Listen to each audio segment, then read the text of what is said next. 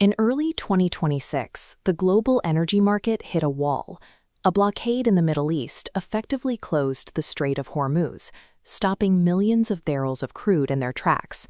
Overnight, 11 million barrels of oil and 1/5 of the world's liquefied natural gas trade vanished from the market. Crude prices shot toward $120 a barrel. For energy-dependent nations across the globe, this sudden supply shock exposed a severe physical vulnerability in how they power their economies. On paper, China is the nation most exposed to a crisis in the Persian Gulf.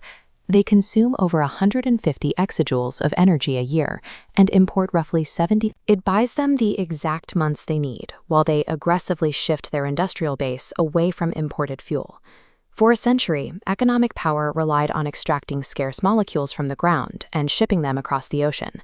Today, that power comes from manufacturing electrons. China's transition to clean energy hardware was built as a defensive strategy. By manufacturing their own power supply, they neutralized the threat of maritime blockades. This chart shows the global distribution of clean tech manufacturing. China currently controls 92% of solar cell production capacity. For battery cells, they control 85% of the global supply chain. In electric vehicles, Chinese factories account for 70% of global production.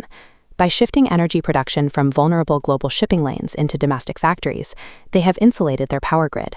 Clean energy now represents over 11% of their entire gross domestic product. Generating power domestically creates a logistical hurdle.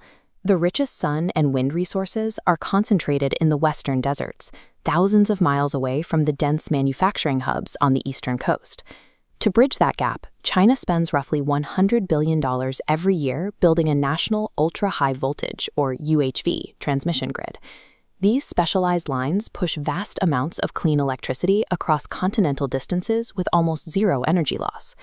At the destination, that power meets a fleet of advanced nuclear reactors rapidly expanding along the coast, providing a steady, unshakable baseload for their industrial parks. This network of remote solar megabases, interconnected UHV corridors, and nuclear anchors creates a high-penetration power system built to absorb external volatility. While other nations spend critical capital just to secure enough imported oil to keep their lights on, China is channeling its resources into the 2026 technological inflection point.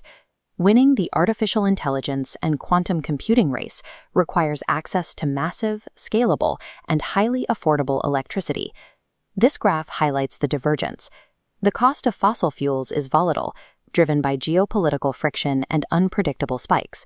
Meanwhile, the cost of manufactured renewable power follows a smooth, exponential decline. Because Beijing controls the hardware producing those electrons, they effectively set the cost curve for the technologies of tomorrow. The 2026 energy shock acted as a live stress test for a decade of preparation.